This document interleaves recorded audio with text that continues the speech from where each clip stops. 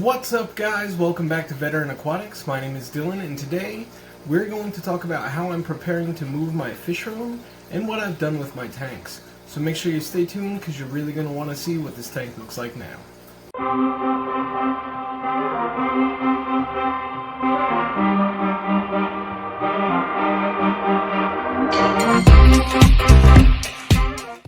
So the first thing to notice, these tanks are all empty. This 55 housed my Crater Lake African cichlids of Stomata Pia Mariae. That one had the Robertsoni Earth Eaters in it. This tank had my figure 8 puffer. And down here in this 29-gallon grow out, we had the pike cichlids. So again, I'm moving. So I had to start taking tanks down, and I had to do something in a way that made sense, was safe for the fish, and allowed me to transport enough tanks to set them up so that way when I move, I can easily just put the fish into their new homes. So I'm going to show you what I did with the tanks, and we're going to talk about both of the tanks. So number one, this is the Angelfish Tank. I do have one Denison's barb in here, a Rosaline shark. A couple of sword plants, that one's doing great, that one is not. But you'll remember that driftwood that I picked up a couple weeks ago. Now, I picked that up a while prior to recording the video, so I've had time to treat it properly, and I decided now would be as good a time as any to put it in the tanks. So I put these two pieces in first. They have since become waterlogged and sunk. This one I put in today, you can see all the little air bubbles attached to it. This one has not become waterlogged yet, so hopefully that'll sink shortly. I did put a piece of slate in there because these angelfish were displaying some behaviors similar to what would be breeding and kind of pairing off with a pair of them. So I wanted to put the slate in there to see if maybe I could get them to breed for me. Now, of course, it's not ideal to be taking care of angelfish fry when I'm about to move, but if they're going to do it, I figured I'd give them a spot to do it. If you don't know, angelfish tend to lay eggs on something flat and vertical. Some people use a cone or a piece of slate. So I think it looks okay. It could definitely use some more wood. Once that piece sinks, it'll look better. And once we get it to the new house, I'm going to be redoing a lot of the big show tanks. So this tank, this is the one that I'm most excited about and is also the biggest stressor right now. So this is the Jaguar Cichlid 125. And as we look through it, we see that we got some driftwood in there now. I made a nice rock formation, but you'll also see the tail of, I'm pretty sure that was a pike cichlid. So these guys are all about the same size, along with the Robertsoni. So all three Jags, both the pike cichlids and the bichar are currently coexisting in this 125. I've made sure I put a lot of hides in it, and I want to really stress this. This is not a tank setup that you can keep. Alright, eventually they're going to stop growing. The jaguars and the pikes are not.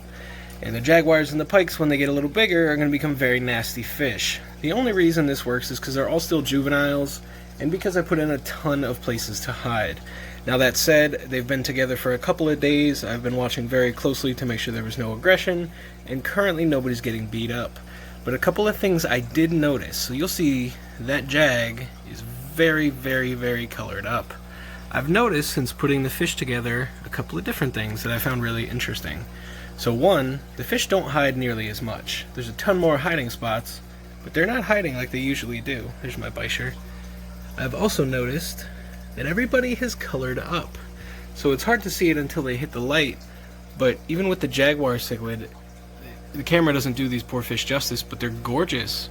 Their colors have just become insane. You can see the top fin on these pike cichlids is colored up along with their tails. There's a good shot of the Robertsoni. So these guys are just coloring up so well. It's insane. They've stopped hiding, and God, do they eat better too. It's like now that there's some competition, everybody's just ready to eat all the time. You know, sometimes I had a hard time getting them to eat. Sometimes they would be finicky about it. But ever since I've combined them all, not a problem. Now, there's a couple of things to worry about. One of them is the bichar. Him being slower and more nocturnal fish with bad eyesight, he's going to have a challenge in making sure he gets fed as well. I will be, and I have been, putting food down after I turn off the light in hopes that maybe he can get it.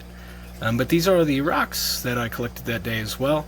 They're all nice and polished up and got all the crud off of them. So they've been treated as well. Those are all in the aquarium. So giving the fish so many more places to hide. I also added 2 more sponge filters to deal with the extra bio load of the fish. I am running my Sun canister filter. But with the extra sponge filters, all the extra hides and the wood on the rocks, everybody seems to be doing okay. The one benefit to having a tank like this where there's many fish is it's really hard for one fish to get singled out, right? So there's so many different fish, they really don't get the opportunity to just concentrate on one. And you can see it there, and I'm sure you've seen it. These jaguars are all coloring up really brightly. The Robertsoni cichlids, once they get under the light, really bright. And the same thing for the pikes. So it's interesting because everything I had was a species-only tank, and since putting them together, all these things have changed, you know? Like, you can see the bright pink and blue in his tail, and again, the jags are just so bright. So they've become much more social, they've been eating better, and everybody's colored up significantly. I have to say, I love just sitting in here and just watching this tank and just watching all these fish. So there's all kinds of different habitat back here. There's multiple heaters to prevent one failing. That was my favorite piece of driftwood that I found. I love it. I want many, many more pieces like it.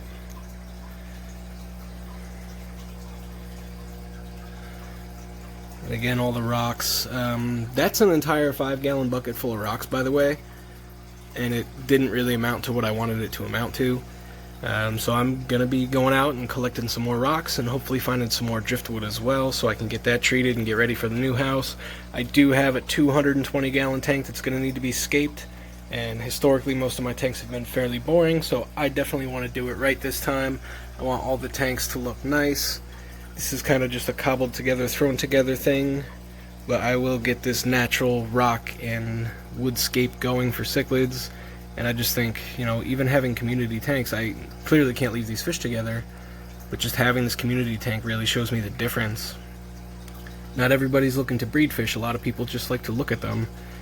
So I'm definitely going to be leaning towards doing more things like this in the future and with the big tanks. And I'll build a breeding system of smaller tanks to put pairs of fish in to get them to spawn and get them to have fry. But we're definitely going to be doing some cool stuff. So make sure you subscribe, make sure you like the video. You're definitely going to want to see the stuff that's coming up. Like I said, I'm building an entire new fish room, and I have a 220-gallon tank that we're going to put in it. So there's going to be a lot of cool stuff going on, guys. Thanks for watching. As always, have a phenomenal day. Stay safe.